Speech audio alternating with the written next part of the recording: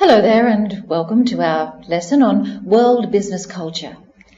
And in this lesson we're going to take a look at the culture of Australia, which is where I am from, and I do know that there is a lot of business to be done between Vietnam and Australia. When we look at the world and we look at all the countries working in this commercial environment, knowledge of the impact that differences can have is one of the keys to success. And improving your level of cultural awareness can certainly help your company build your competencies so you can travel further and do more business globally. It may be that you are dealing with one particular country most of the time, or it could be that you are expanding into several countries around the world, and therefore you need to hone your skills and brush up on the background and understanding you have of those different cultures. It's good to become sensitive to people of other countries in order to improve your business skills. So let's take a look at Australia. Australia is a country that is a very vast country, and I have some information here on the background of Australia. You may go through it in your own time, but basically we are a very large country with a very small population, and we find that we are exploring the whole world regardless of the fact that we have a very small population. Our population is highly educated, and we realise the importance of international trade, and we are waiting to do business with you. Hopefully you are waiting to do business with us. So therefore, our aim in Australia is to have a more international outlook. We are a successful economy, but we are also looking to many parts of the world in order to expand our success. We have for many years had great relations with Vietnam, and I would like to take you through some of the more intricate systems and structures of our country.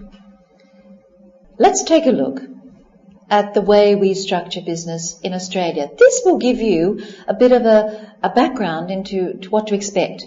If you know how we structure things, then you have greater insight. We are actually more egalitarian than a lot of other nations. That means we're sort of prone to be more conscious of equality in business. And it's very important that we don't give the impression to other people that we are somebody. We prefer to play more of a balanced role with individuals as we approach things. It's much better to be seen as a good person or a good mate rather than somebody who is very proud of themselves and their achievements. We very much regard the feeling amongst our friends as very, very important. And false pride is not really something that we have in our culture. So let's take a look at Australian business structures. To give you some insight, we can quite honestly say that in Australia, our characteristic is that no one is really better than anybody else. We like to think that we are an egalitarian society, and when somebody tries to overtly say that they are better than other people, this is not a characteristic that we are happy with. It's better for us to see people as a good mate or a good friend, or he's a good guy, rather than somebody being so outstanding or superior to somebody else because of their achievements. This trend and this sort of interpersonal approach amongst Australians is the influence in our business thinking. Our business thinking is very much that way as well. We would say that we would like to be egalitarian in a business sense, not being outdoing each other all the time. So we can see that Australians tend to be non-hierarchical. That means that we try to eliminate all of those steps in between and all the positions that sometimes clutter other cultures.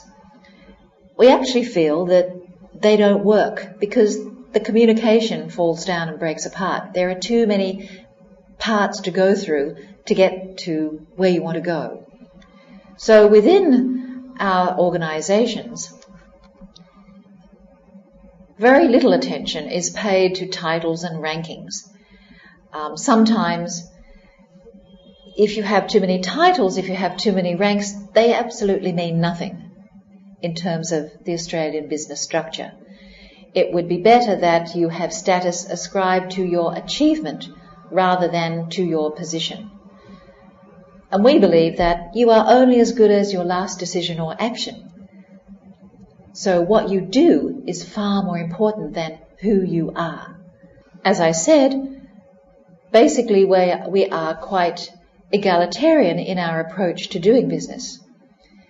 However, some people think that we should be a little bit more US oriented in the way that we manage and our structures are based, saying that we need to push ourselves a little bit more, to be more entrepreneurial, like the US style, or a little bit more risk-taking, like our US counterparts. Some people have this view, whereas most others would have the view that we tend to take a softer approach, a more egalitarian approach to the way we do business. Any international organisation looking to set up operations in Australia would be well advised not to set too much hierarchy that they possibly have set in their home cultures.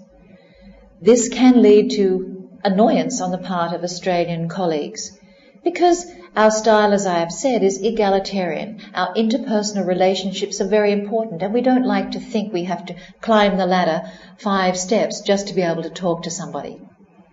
Australians believe that people are more or less at the same level in terms of being able to approach each other, and that the door actually is always open when things need to be discussed. So hierarchy, a hierarchical system in any operation you want to set up in Australia will not be regarded very highly.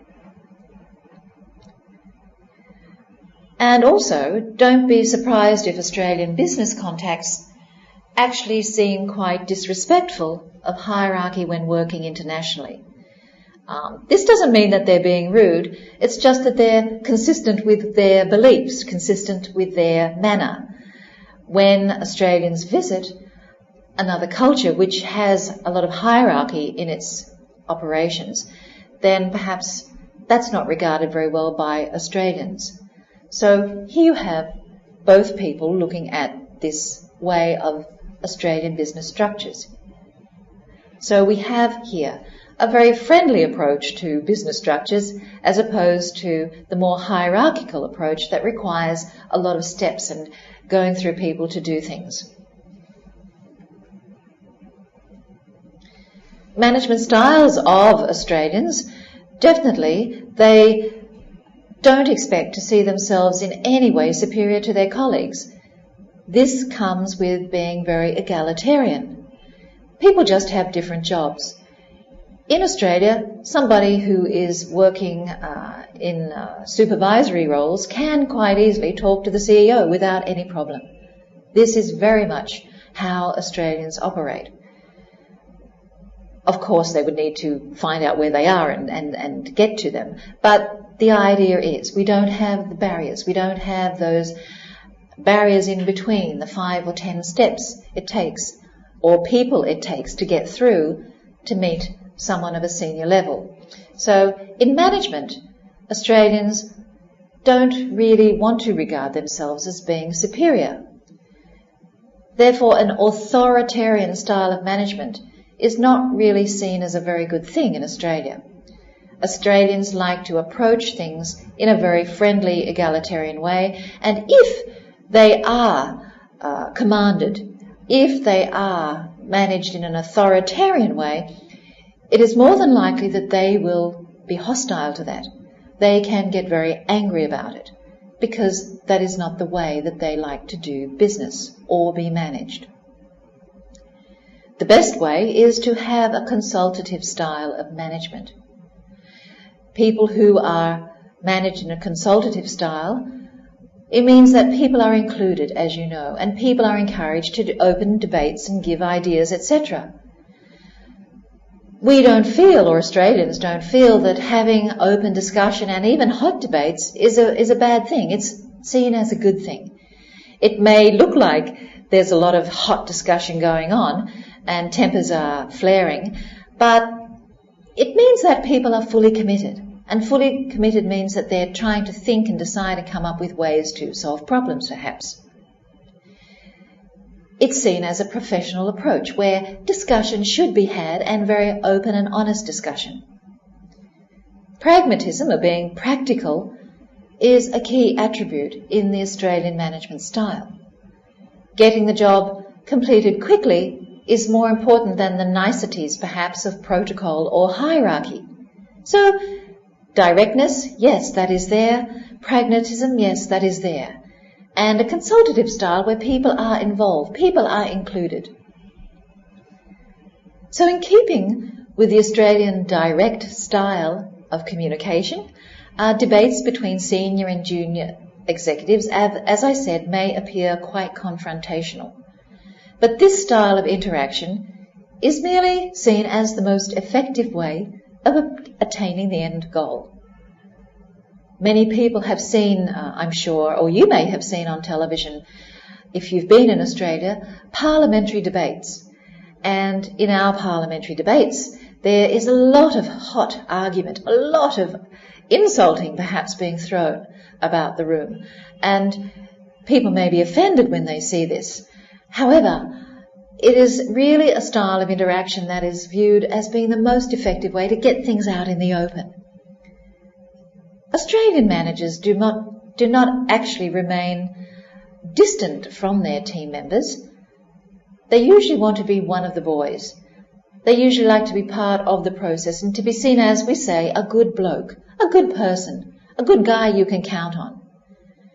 And the idea of managers only socialising with other managers would be viewed as being very effective. Managers like to socialise with everybody. So there's no hierarchy in the Australian management system. Usually the boss of a team will socialise with his team as well as other managers. So that level of superiority is not there in an open sense. It is more an egalitarian approach to management, as I have discussed. So managers actually get involved with their teams. You can be assured, if you're working in Australia, that the team manager will be at your level. He will be with you all the way, and he will socialise and work very closely with you. We don't have that hierarchy that exists quite intrinsically in other cultures. When we come to meetings, sometimes punctuality is considered a virtue, but having said that, quite often people will be a little late for meetings. You will not find everybody sitting in the room on the dot. You will not find people coming half an hour or very, very late to meetings either. So usually people are on time, usually. And it's important perhaps that you adopt that approach as well. It's customary also to have a bit of small talk before getting down to the key issues. Now, we know that Australians are fairly direct in their communication style. However, they also do like to have a bit of small talk and a bit of fun and talk about sport, for example, which is one of Australians' loves, very common theme of certain discussions. You'll quite easily see that people talk about the football match or the results of a rugby game or the results of the cricket before they begin to open a meeting. So if that happens, join in, have some fun with that too. And then the business will start after this brief moment of small talk. Also, you will note that Australians can be seen as post-planning as opposed to pre-planning. Relatively little preparation is done for some meetings. Of course, if they are major meetings, that is a little bit different. But a lot of pre-planning can be seen sometimes as being over-prepared. It can result in certain negative feelings towards those who've prepared in advance, as maybe they can be seen as trying to dictate the situation or force their opinions of others. The Australian style of meeting is to have debate, and some things have to be put in certain perspective, of course, but a lot of the discussion in a meeting will be very, very valid. It will come up with the ideas there and then. You can plan only so much with Australian meetings. So it could be said that much more value is placed on the discussions that take place in the meeting rather than pre-planning way ahead and having too many plans to follow. Agendas, of course, are necessary. They'll be followed perhaps a little bit loosely. If something important arises during an open debate, it will not be excluded just because it hasn't been on the agenda. If it's important and people agree that it is, then it will be discussed. So there is not so much rigidity attached to the meetings. There is flexibility so long as the main issues are attended to and that things can be implemented after meetings. You'll find that there is quite a relaxed atmosphere to the meetings that do take place.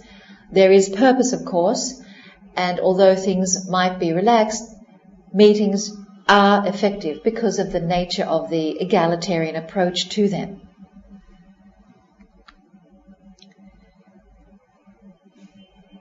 You might have an opportunity working in Australia, being involved in a team. And to Australians, being seen as a good team player is extremely important. We are a society where sport is very important to us, and sport is a team activity. It is part of our psyche, it is part of our makeup. And so being a bit of a loner, being a person who likes to work in an isolated environment, sometimes doesn't go down so well with colleagues in a team situation. So you will have to consider that and openly try to become part of a team if you're working in an Australian team. The collegiate feeling is seen as very effective, very bonding, and sometimes there's a lot of socialising, often including food and drink, which I'm sure in your culture here in Vietnam you also appreciate as well. This is actively encouraged in the right and appropriate times. So being a team player is essential. This will make your work more effective, and therefore you might have to consider carefully the people who you are sending to an Australian culture to be parts of teams. So this will be important. And it goes without saying, anyone who tries to make themselves out to be better than their colleagues does not make a good team player. As I mentioned before, in the way that Australians approach business, acting superior will get you nowhere. It's not really accepted as good behaviour in our terms or in the Australian thinking. So if you make yourself out to be better than your other colleagues in the team, be careful. No one will really embrace that. No one will regard that as positive behaviour. And nor do they want you to say that you are weaker than anybody as well. So be careful how you behave there. So a competitive edge should be directed towards the other team, the competition, rather than being internally focused. If you want to say you're better than the other team, that's a bit different. But saying you're better than somebody else in your own team is a no-no. So competition amongst teams, yes, that is highly appreciated, and that's necessary, that is normal, because we are a sports-oriented culture. But saying you're better than your own colleagues in your own team is not the right kind of behaviour to express. So we come to communication styles. How do you get along and communicate well in an Australian environment? Although we have numerous languages, when we look at our culture and our background, being spoken by the population who have emigrated to Australia from all over the world, more than 100 languages, English is our official language, and it is spoken everywhere. English is our commonly spoken language. And having said that, Australians tend to be a little bit more direct than they are diplomatic in the way they use their English language. As I've said before, being direct before being diplomatic, this is our approach to the way we communicate.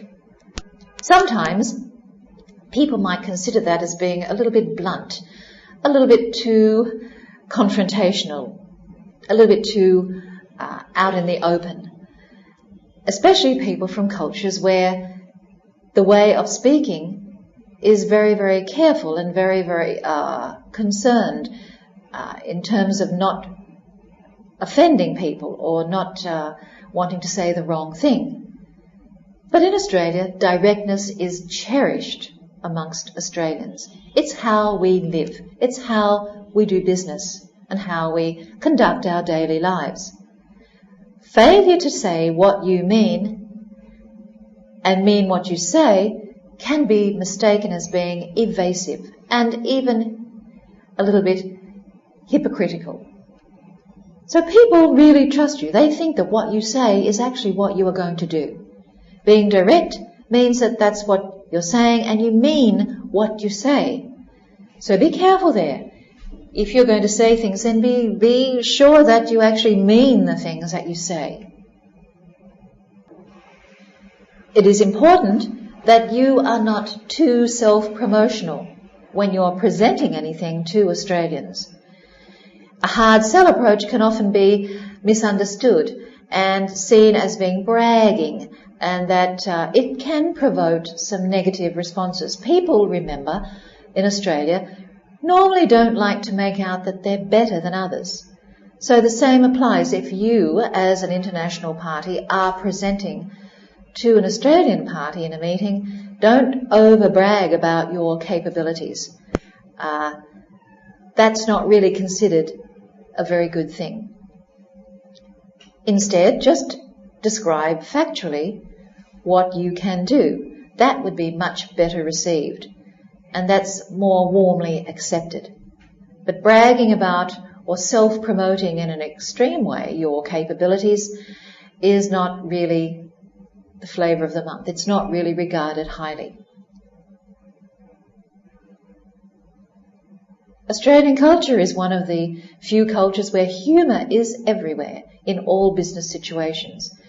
As you've seen, Australians are a friendly, open, egalitarian society, and therefore humour and fun is part of our everyday life.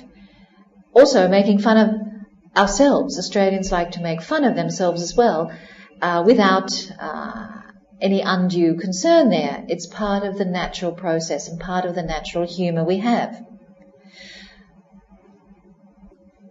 Not only is humour acceptable, but it sometimes is expected.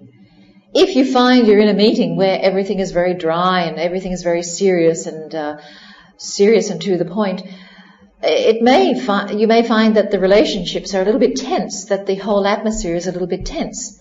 So people like to bring in a little bit of humour and a little bit of lightness about the conversation. This is very, very true of Australian communication styles and meeting styles as well. So humour, in a way, is expected to be there. And never underestimate a manager because he or she uses humour at what you might feel to be inappropriate. Never underestimate that. To the Australian, that is not appropriate, not a problem. It's intermeshed with our normal conversation. It's not meant to harm anyone. It's not meant to unintentionally insult anyone. It's just the natural way that Australians do tend to communicate. And another very important point, first names. First names are used in businesses all over Australia. In situations, we use first names. it would be quite unusual to call a business contact by their surname. So once you've got over the initial introduction, first names are very, very usual. First names are the normal way that we regard each other. Educational titles play a little part in the communication process in business. Sometimes in the academic world or the medical profession, perhaps they may have more importance. But generally in business situations, we drop the titles and we are concerned more with just the first names. First name terms is very, very appropriate to Australian communication styles.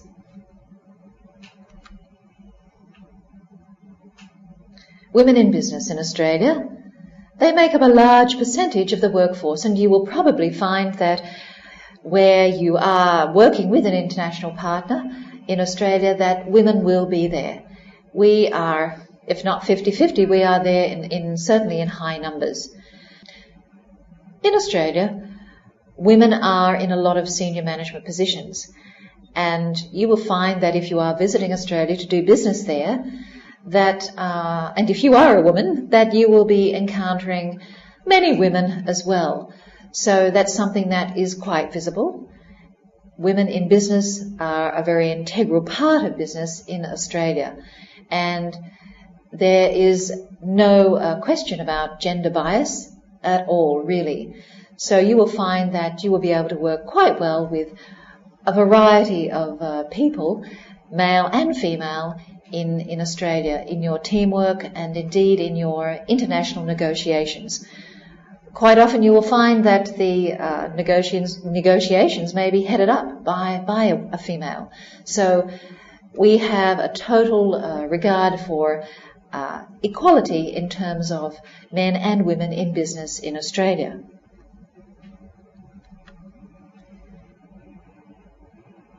When it comes to dress code, in corporate Australia, the standard business dress is still very much the norm. A suit, nicely ironed shirts, good shoes, polished shoes, and looking smart. The standard dress code. And dark suits and ties are usually those worn by people in management, and women also wearing business suits, either skirts or trousers. That's the norm. Sometimes informal dress can be preferred if doing work outside the major cities, but now you will find most people dress up for work.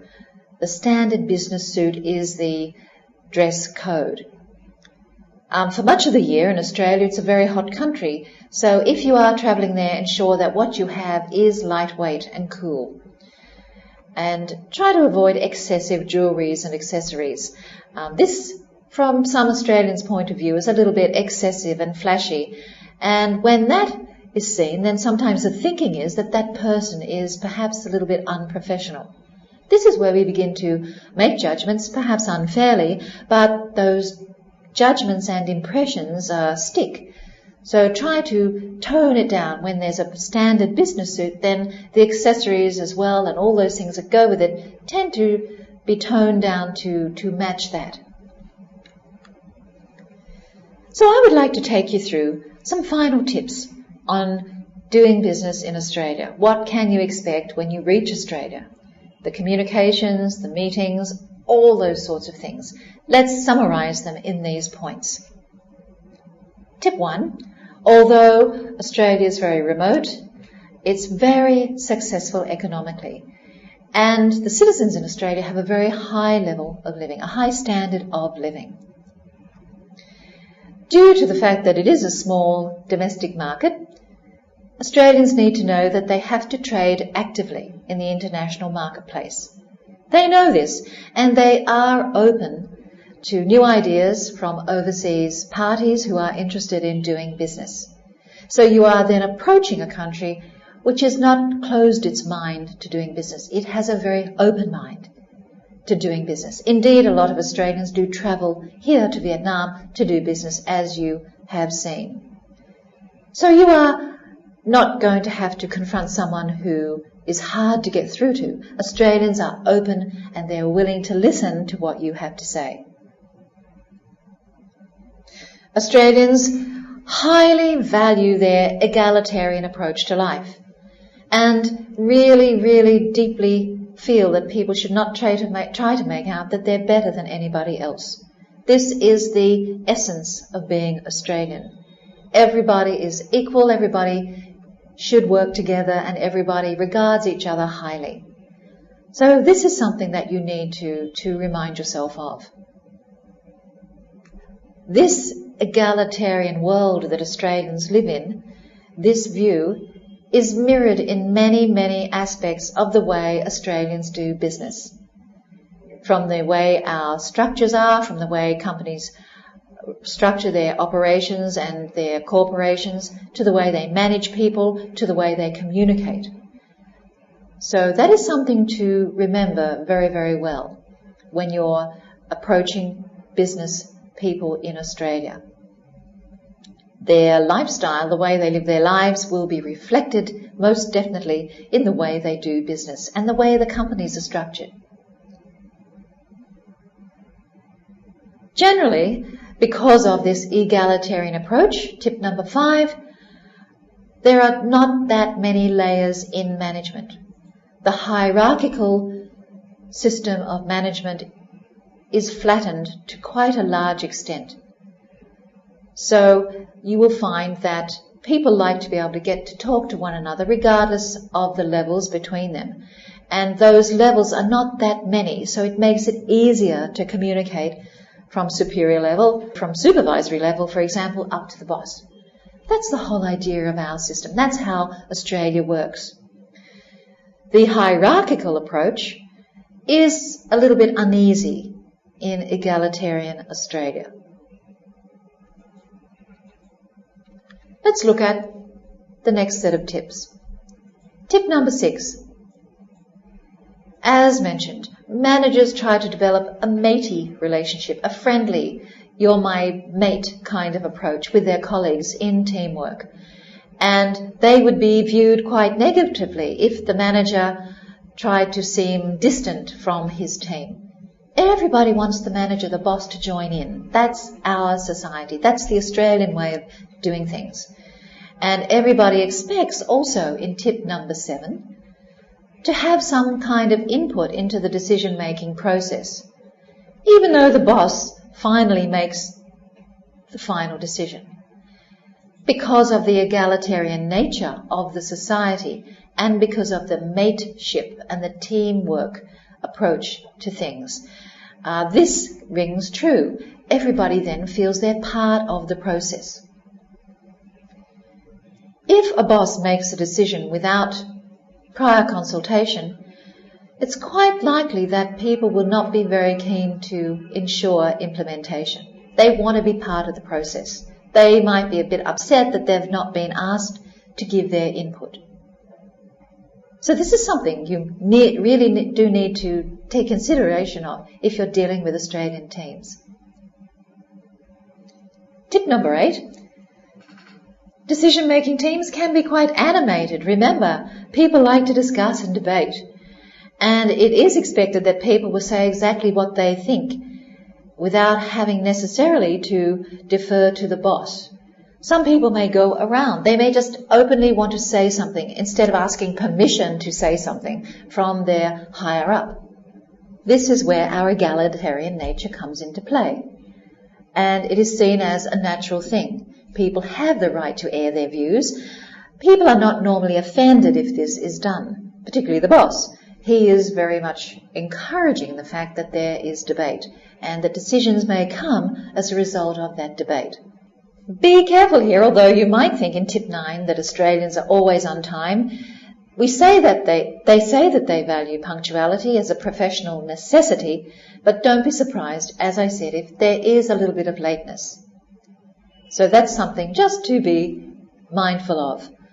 It's not ill-intentioned, but it's just the way things are. And tip number 10.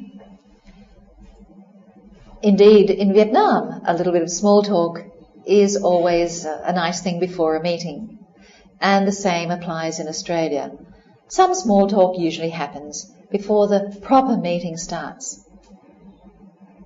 It's not a long period of time, however. It's usually a short 5 minutes or maybe a little bit less, 5 minutes or so, to have that engagement just to break the ice, just to remind people of who they're actually seeing for that meeting and to start the friendly relations, hopefully, throughout the meeting. Here we go to tip number 11, and this is that Australians tend to plan less in detail than other countries. For example, Germany, which is very high on specific planning, or Japan. Although Australians do plan, it's not as detailed. The emphasis is not on following the plan word to word, letter to letter, point to point. They do plan, but not in the detail that other cultures do. And tip number 12, the object of a meeting is often to explore possibilities that come at that time to determine what actions may need to be taken after the meeting. So meetings tend to more or less be brainstorming meetings where a lot of creative ideas are explored, a lot of things are discussed, and to determine what will happen after the meeting. They need to have a purpose. This purpose of discussion and debate brings about a lot of good results. Tip 13, agendas may not necessarily be followed or strictly adhered to. And if something comes up, it will be followed. It's a very practical view of things. It's how things work. Just because it's not in the agenda doesn't mean you can't do it. So that's a very flexible and pragmatic approach to things as they come up.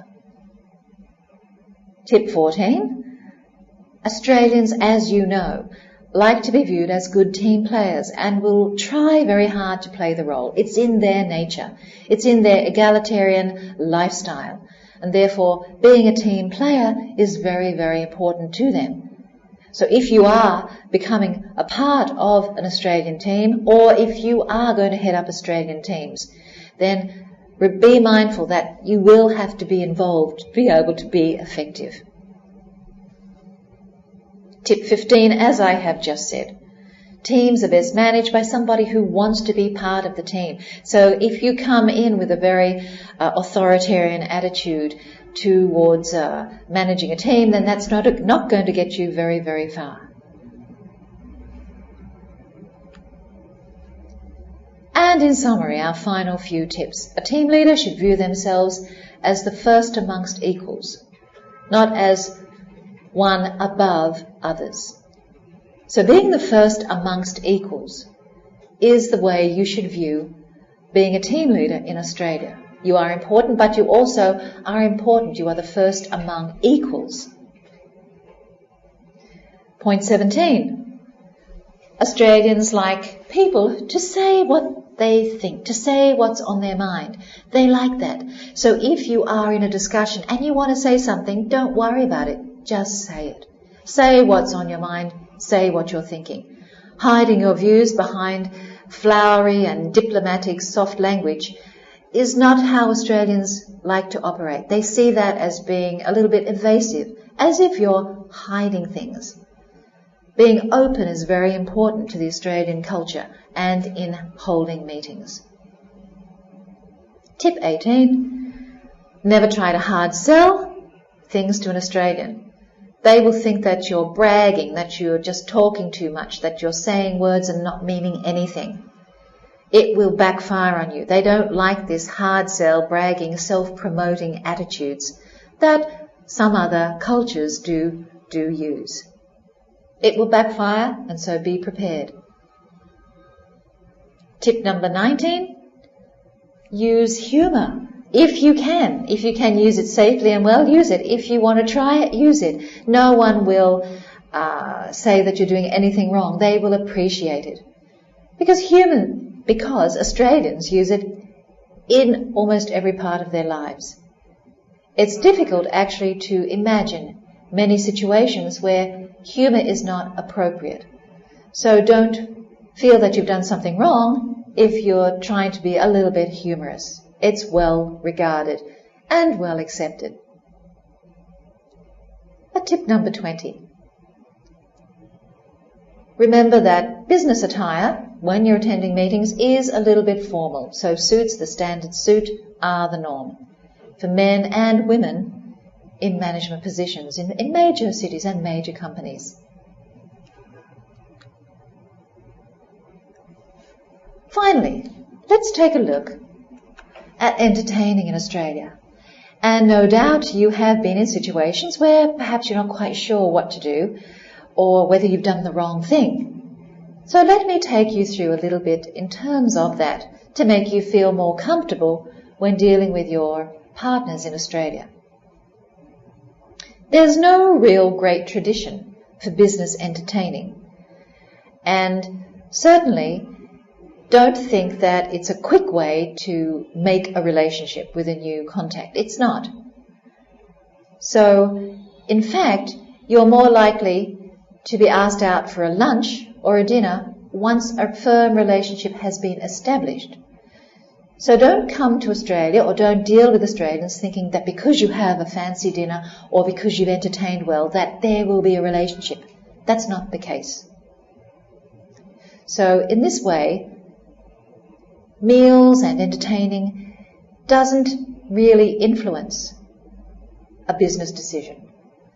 Meals and the way you entertain an Australian manager or an Australian team is not going to cement your relationship. What is important to Australians is, as we've gone through before, just being open and honest and having good humour and talking through things and discussing things in a very egalitarian way. That's important to them. That's when the decisions are made. It may differ very much from your home country, perhaps. So this is something that you need to be aware of. People or Australians will often go Dutch over a meal. This means that they share the cost. It's not important that one person pays only. What is important is mostly that people share the cost. The bill is split equally amongst those who are at the meal. It could be 2 people, it could be 10 people. That's normally the way it is done. If you wish to pay, make sure that you make it clear before that you're going to do that. Because otherwise, if you try to pay at the end of the meal and you haven't spoken about it before to your party, then they may be a little bit embarrassed when the bill's presented. They will feel a little bit unhappy about it because that's something that we normally like to all share the cost. So, of course, if you wish to pay, that is fine, but make sure you plan that before you go to the meal. It could be that your host, of course, is going to pay for you. If it's a business meeting, it could be that that's the case. And he will let you know that as well. But generally speaking, if you're out and if you're trying to sort of have some discussion during normal sort of lunches and things like that, be prepared to go Dutch and share the cost. If you're invited somewhere for a drink, and in Australia, pubs abound everywhere, and people like to have a drink after work mostly. So that is the culture. And if you are invited to a pub for a drink, it's very important that you make sure you pay what we call your shout. That means every time you may buy a round of drinks for somebody, it's important that you pay for that at the time. Everybody is expected to pay for a round. If somebody buys you a drink, then they will pay for that and they will expect that later, on the same evening, you will buy them a drink and you will pay for that. So that is how it works. And to be quite honest, if you don't pay your round, sometimes you might get a reputation for being someone who is not fair when you have to share the cost of drinks. This is very, very embedded in the Australian culture, this aspect. And it comes down to the egalitarian approach to life as well, and mateship. So be prepared to offer to buy people around if they've bought you one. It's very, very important. On your visit there, tipping is not always necessary, but it may be expected in some of the better restaurants. And you can ask your Australian counterpart what you should do if you're not sure. Tips usually are about 10% of the total bill, so that's a basic guideline for you. But always refer back to your Australian colleague that you're working with or Australian partner. Never be afraid to ask in any circumstance what you need to do. Australians are very open to that. So whether you are doing business in Australia, visiting Australia, or indeed whether you have Australians coming to your home country to do business with, they will put in their travel bag their egalitarian approach to the way they work and the way they expect things done. Everybody carries around their cultural makeup and their approaches to international business in their travel bag. So be mindful of how you view others, and particularly with Australian counterparts. You may find that you are working with a very easy partner because of the... Sorry? It's okay. So if you find that you are travelling to Australia to do business with your partners there, or if indeed you find that your Australian partners or customers are coming here to your home country, you can be assured that you will see their egalitarian approach to the way that they will do business. Everything that we've gone through in this lesson will become very, very clear to you. And the main point I would suggest is, in dealing with people from Australia, is to be formal to a point, but also to be relaxed as well. People from Australia enjoy life, and they enjoy humour in life, and they're very friendly and open people. Perhaps you have experienced this already in your business dealings. And so that is my final point to you when we are now closing this lesson. I hope that you have gained some very good insights into Australia, into the meeting styles, into the management styles, the way people view teams, into the communication way or the communication styles that are used, and also into the way that businesses are structured. Thank you very, very much for listening, and I look forward to seeing you again.